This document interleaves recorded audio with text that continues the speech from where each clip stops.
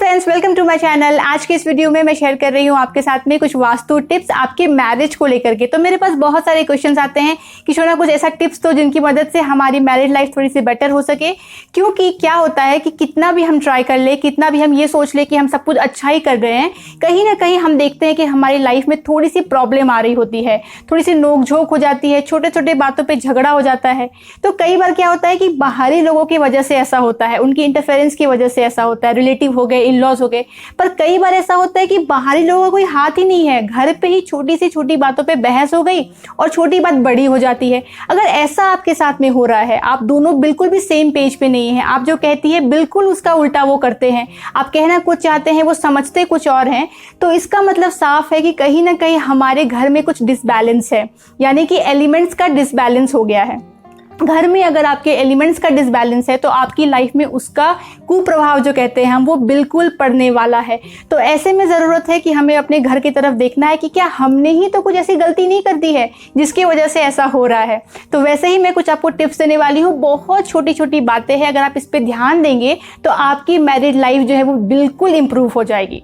तो आशा करती हूँ आपको ये वीडियो पसंद आएगा। पर वीडियो शुरू करने से पहले मैं यहाँ पे बता दूं कि अगर आपका विश्वास है वास्तुशास्त्र पे तभी आप ये वीडियो देखिए। कई बार ऐसा होता है कि लोग वीडियो देखते हैं और बाद में मुझे कमेंट करते हैं या मेल करते हैं कि हमें नहीं लगता ऐसे कुछ असर होने वाला है, हमें नहीं लगता कि चीज़ों को इधर से उधर करके कुछ फ़ायदा होने वाला है।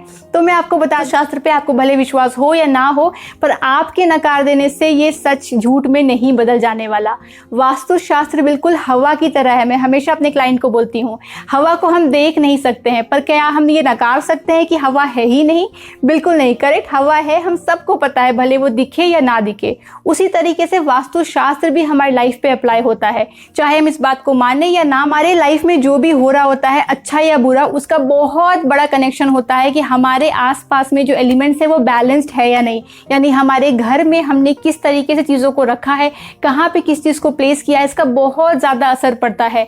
ज़्यादा जानकारी के लिए आप इस साइंस के बारे में जानिए, आप इंटरनेट पे पढ़ाई कर सकते हैं, बुक्स पढ़ सकते हैं, अवेयर हो जाइए। अवेयर होने के बाद ही इस पे कमेंट करिए कि ये सच है या गलत है, वरना जिन लोगों ने मेहनत की है, इस शास्त्र को पढ़ा है, इनफैक्ट ये बहुत ही पौराणिक शास्त्र है, ये कोई आज या कल की बात नहीं है, बहुत ही पुरानी शास्त्र है और ये 100% करेक्ट है। तो अवेयर हो जाइए, समझ जाइए, बाद में ही कमेंट करिए। तो चलिए इसी नोट पे मैं आज का ये वीडियो शुरू करती हूँ।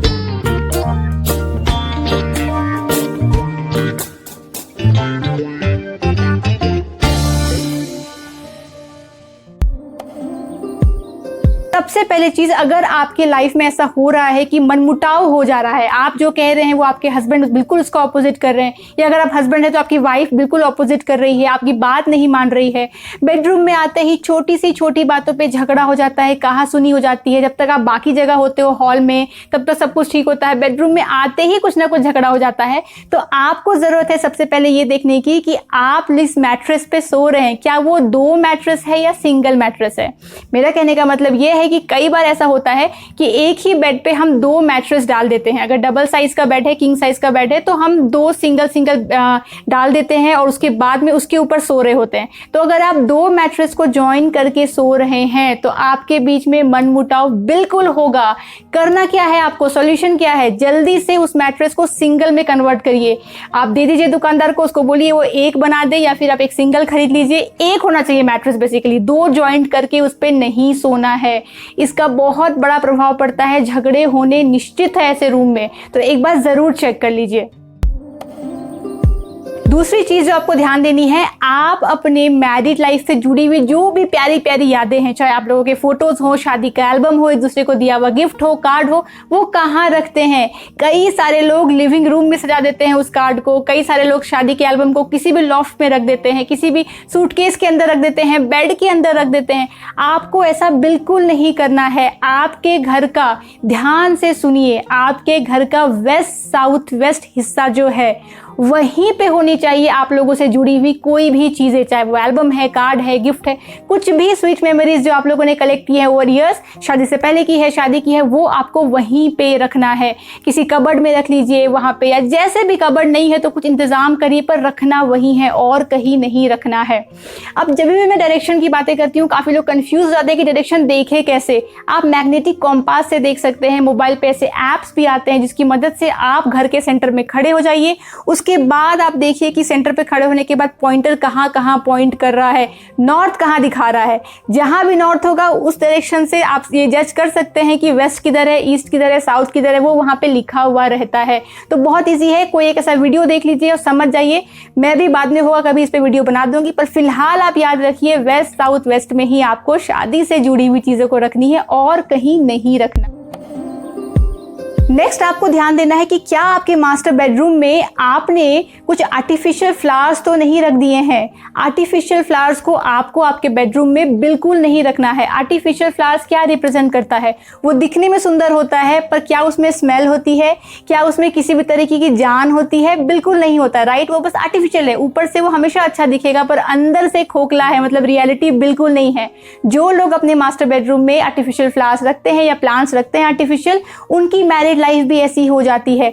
बाहर से सब कुछ अच्छा लगता है, ऐसा लगता है कोई दिक्कत नहीं है, पर अगर अंदर जाके देखेंगे तो कोई खुशबू नहीं है, मतलब कोई एसेंस ही नहीं है मैरिड लाइफ में, बिल्कुल आपस में बन नहीं रही होती है। तो इसीलिए चाहे कितना भी सुंदर खरीद के रखा हो आपने फ्लावर वेस, उसको आपको मास्टर बेडरूम से बिल्कुल हटा देना है। कोई भी आर्टिफिशियल फ्लावर या प्लांट मास्टर बेडरूम में नहीं होना चाहिए। उसके साथ ही आपको देख लेना है कि क्या आपने मास्टर बेडरूम में कोई फिश टैंक तो नहीं रख दिया है, या फिर आपने वहां पे फाउंटेन तो नहीं रख लिया है। आपको आपके बेडरूम में किसी भी तरीके का वाटर एलिमेंट नहीं रखना है। वाटर क्या रिप्रेजेंट करता है? Instability, right. वाटर में क्या स्टेबिलिटी तो नहीं है, वो फ्लोइंग है, फ्री फ्लोइंग है, कहीं भी बह जाती है। तो क्या आप चाहते हैं कि आपका मैरिज लाइफ भी ऐसा हो, बिल्कुल फ्री फ्लोइंग, कहीं भी बह जाए, झगड़ा हो जाए, कोई भी आए कुछ बात कह दे और आपके हस्बैंड गुस्सा हो जाए, या आपको कान भर दे और आप गुस्सा हो जाए? ऐसा चाहते हैं क्या आप? नहीं चाहते, राइट। सॉलिड चाहते हैं मैरिड लाइफ, तो आपको वाटर बॉडी को बिल्कुल भी मास्टर बेडरूम में नहीं रखना है। अब काफी लोग होते हैं वो कंफ्यूज हो जाते हैं, क्योंकि मैंने कई बार कहा है कि नॉर्थ ईस्ट में आपको आपके घर का वाटर बॉडी रखना है, फाउंटेन रखना है, फिश टैंक रखना है। कुछ लोगों का मास्टर बेडरूम ही नॉर्थ ईस्ट में है तो वो सोचते हैं रख देते हैं। जी नहीं, तब ये आपको रेमेडी अप्लाई नहीं करनी है। नॉर्थ ईस्ट का बेडरूम है तो वहां पे फिर आपको वाटर फाउंटेन वगैरह नहीं रखना है। फिर आप क्या कर सकते हैं उस केस में, अपने हॉल के नॉर्थ ईस्ट में रख दीजिए, किसी और रूम के नॉर्थ ईस्ट में रख दीजिए, पर बेडरूम नॉर्थ ईस्ट में प्रॉपर है तो नहीं रखना है आपको। तो ये बात बिल्कुल नोट कर ले। काफी लोग बेडरूम में बहुत भड़कीले कलर का इस्तेमाल करते हैं, रेड कर लेते हैं, बहुत ज्यादा रेड, ब्राइट रेड, और सोचते हैं कि बहुत अच्छा है, पैशन का कलर है, फायर का कलर है तो बहुत अच्छा रहेगा हमारा रिश्ता। पर वो ये भूल जाते हैं कि रेड एंगर का भी कलर है। रेड एक बहुत ही भड़कीला कलर है, ये आपके माइंड में साइकोलॉजिकली आपको गुस्सा दिलाता है, आप तीव्र हो जाते हो, उग्र हो जाते हो।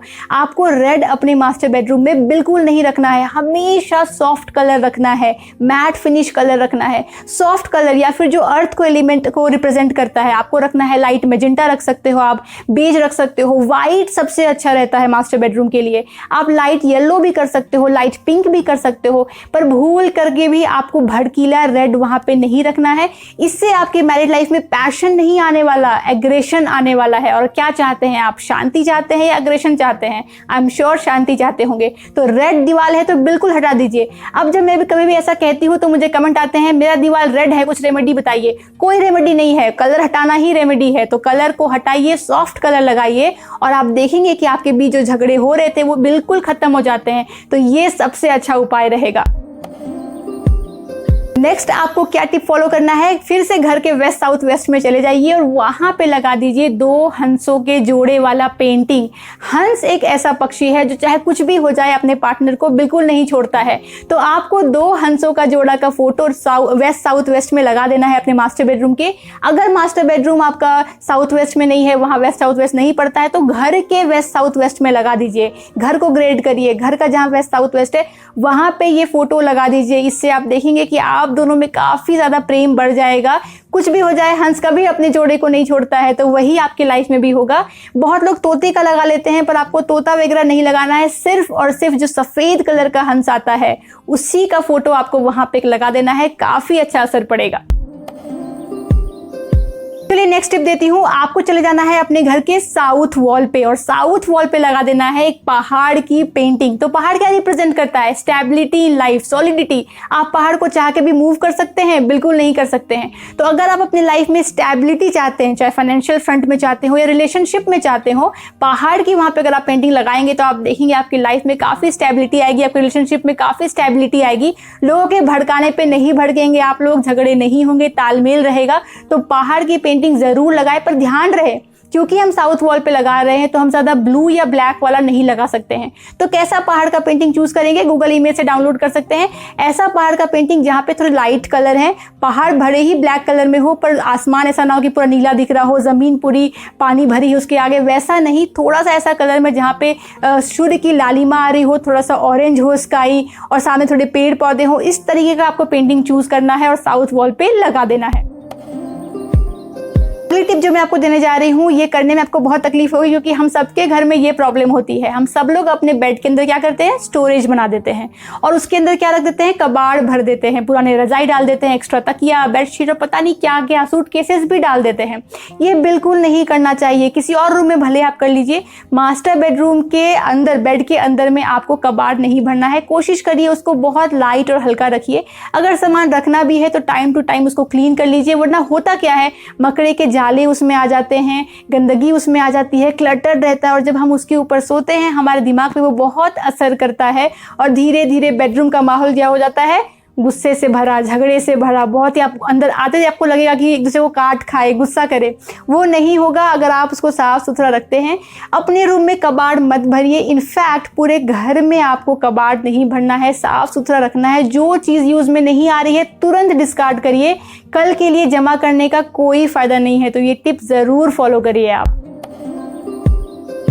मास्टर बेडरूम में आपको एक बात और ध्यान रखना है कि किसी भी तरीके के भगवान के पिक्चर्स वहाँ पे नहीं होने चाहिए। बहुत लोग राधा कृष्ण का पिक्चर लगा देते हैं, पर ध्यान रहे जिस रूम में आप सो रहे हो उस रूम में किसी भी तरीके के भगवान के कोई भी फोटोज नहीं होने चाहिए। ये बहुत बड़ा वास्तु दोष हो जाता है। तो घर के किसी और कोने में लगाइए, पर मास्टर बेडरूम में खास करके आपको नहीं लगाना है। उसके साथ ही बहुत लोग अपने मास्टर बेडरूम के जो बेड के पीछे वाला वॉल होता है, हेडबोर्ड वाला वॉल होता है, वहाँ पे कुछ ऐसे पेंटिंग्स लगा देते हैं जो बहुत ज़्यादा नेगेटिव वाइब दे रहे होते हैं, बहुत ज़्यादा उदास लग रहे होते हैं या डिस्टॉर्टेड इमेजेस होते हैं। तो इस तरीके की चीज़ें आपको वहाँ नहीं लगानी है। अगर आपको मास्टर बेडरूम के वॉल पे कुछ लगाना है, अगर वो साउथ वॉल नहीं है तो खुद की पिक्चर्स लगा दीजिए, हैप्पी वाली पिक्चर्स जहाँ आप लोग बहुत खुश हैं। या फिर अगर कुछ लगा रहे तो ऐसा लगाइए जो कुछ अच्छा रिप्रेजेंट कर रहे हो, जैसे सूर्य उग रहा हो या फिर वहाँ पे बहुत सारे फूल हो, पेड़ पौधे हो, हरियाली हो। इस तरीके की चीज़ें आप वहाँ पे लगाइए तो ज़्यादा अच्छा रहेगा। जानवर की फोटोज़ बिल्कुल नहीं लगानी। बहुत लोग शेर का लगा देते हैं। तो शेर क्या रिप्रेजेंट करता है? Power, right. बहुत पावर होता है उसमें। क्या आप चाहते हैं आपके बेडरूम में ऐसा हो जाए कि एक बंदा दूसरे पे पावर जाहिर कर रहा हो, उसको डोमिनेट कर रहा हो? नहीं चाहते, राइट। तो जानवर की फोटोज वगैरह आपको वहां नहीं लगानी है, डिस्टॉर्टेड इमेजेस वहां नहीं लगाना है। अच्छा लगाइए, कुछ अपना लगाइए या फिर ऐसा कुछ लगाइए जो आपको बहुत ही हैप्पी और पॉजिटिव फीलिंग देता हो। बहुत लोग बुद्धा की पेंटिंग लगा देते हैं मास्टर बेडरूम में। बिल्कुल नहीं लगाना चाहिए आपको। आपके मास्टर बेडरूम में आप रोमांस चाहते हैं, राइट, पर अगर आप वहां पे बुद्धा का कामिंग और पीसफुल फेस लगाएंगे तो क्या होगा? शांति हो जाएगी। मतलब बिल्कुल ही शांति हो जाएगी। भाई झगड़ा नहीं होना चाहिए पर बातचीत तो होनी चाहिए, रोमांस तो होना चाहिए। तो बुद्धा की पेंटिंग भी वहां आप बिल्कुल भी मत लगाइए। यही कुछ टिप्स थे, मैं आशा करती हूँ आपको पसंद आए होंगे। जो टिप्स आप इमीडिएट में फॉलो कर सकते हैं उसको तुरंत कर लीजिए। जो करने में थोड़ा टाइम लगेगा कोई नहीं, अगर बेडरूम का कलर गलत आ गया है तो उसको चेंज करने में टाइम लगेगा तो कोई दिक्कत नहीं, पर जो आप कर सकते हैं उतना तो कर लीजिए। कोई हानि तो बिल्कुल नहीं होने वाली, कोई तंत्र मंत्र तो मैंने आपको बताया नहीं है। छोटी छोटी चीजें हैं, उसको बस आपको बेडरूम से रिप्लेस करनी है या फिर ऐड करनी है। करके देखिए, आपको जरूर फायदा होगा। आज का वीडियो यहीं तक रखती हूँ और मिलती हूँ आपसे अगली बार। तब तक आप अपना ध्यान रखिए, मेरे वीडियोस को देखते रहिए। Bye bye.